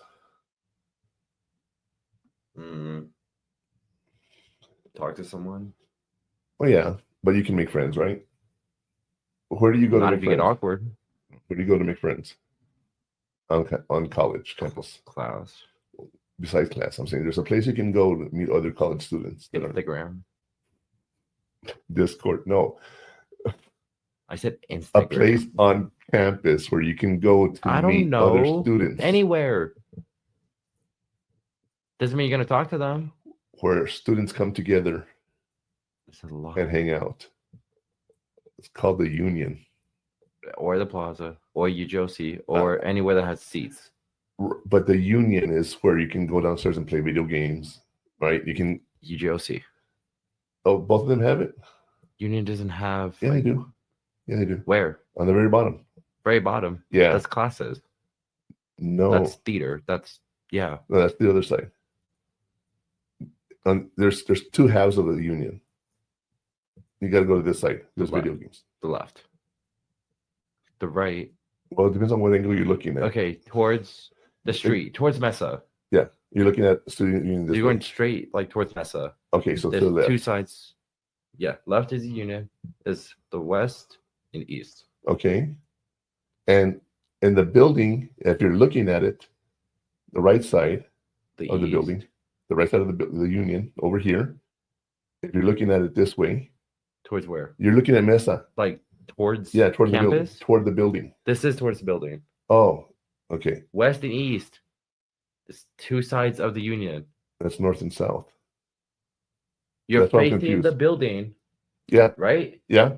Uh-huh. So there's a Union, right? Yeah. There's a walkway to the other side of the Union. Yeah. That's west and east wings of the Union. Is that what they're called? Yes. Oh, okay. Because you're actually looking north and south on the road runs north and south. Okay. Well, you want to get typical? Okay. Well, where is it at? In El Paso. On campus. Downtown. Okay. You look Central. straight. Where are you looking at? If you look straight past the Union, where are you looking straight to? The west side. Sunland, yes. Okay. So then the east side, right? If that's north, to the right, over the mountain, northeast, right? Yes. So the Union, two buildings, east and west. But Because the street you're on runs. you mean the school? The street you are on goes north and south. Yes, north. But you said facing the building. That's facing That's the building. East and west. Yes. That's facing the building. Okay. I was saying because you said Mesa's over there. Yeah, Mesa Okay, Street but I was is thinking over you there. were on the street looking like this way. That's another turn to the building, which is what you already Turn had. to the building. Anyway, you guys, I'm gonna cut this part out. Okay. All right. But as you learn how to use a compass. No, I'm kidding. All right. You know your phone can be a compass? Yes. Okay. It has a compass app. Yeah. People don't know that. And you can just look at the maps. Yes. And it tells you which way to go. Or you can just tell. Okay. Whatever way's up is facing north. I already forgot what we're talking about. Well, what's the thing you can do this week? Where can you talk to people on campus? Is what you And asked. the whole point of the student union is where you come together.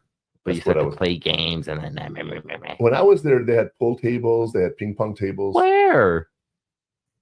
I don't know if it's changed. But West or east? north. There's activities you can do with other students there. Okay. Not anymore.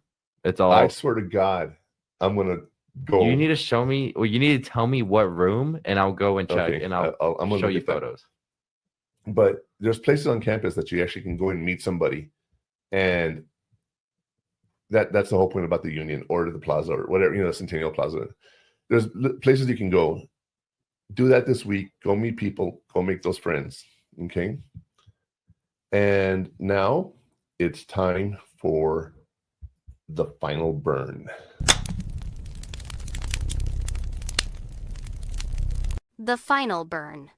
The final burn for today is college isn't a test you pass, it's a world you build. Show up curious, stay grounded, and remember, confidence comes from doing the scary stuff anyway. Confidence comes from doing the scary stuff anyway. That is such an interesting comment there. College is a test you pass. It's a world you build. Okay. What it just said.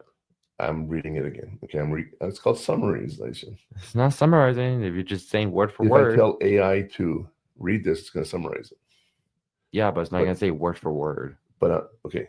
It's okay, continue. Sorry. And stay curious and learn. See what's out there. But remember, it's not that big of a deal. You can enjoy life without having to stress as much. College is stressful by itself. You don't need to do more. You know. Your hair good? No. Such a diva over here. No, it's because my friend said I have a bald spot. I'll show you right. I'll show you. But continue. Oh, okay. Anyway, going back to this, stay grounded. Don't get too stressful. All right. You're supposed to be stressed. That's what college is about. One of the things for colleges is when you go apply, it's not about learning what you learned in college, because you'll go somewhere and they'll tell you, now you've learned it, here's how we do it. Okay. But when you go to an employer and say, I went to college for 4 years to get a degree, shows that you can stick to things that are difficult and not give up. That's one of those traits that people don't have. Okay. People don't have those traits. So you really want to be aware of all that. And when you do this, okay, you want to know, what's it called? Everything out there. Explore the world. Don't be scared to go out there. Okay? Try new things.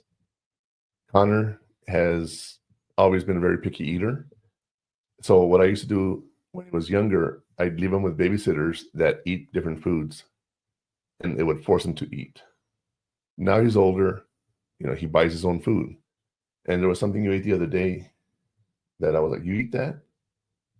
I don't remember what it was, but he's like, yeah, I do that now.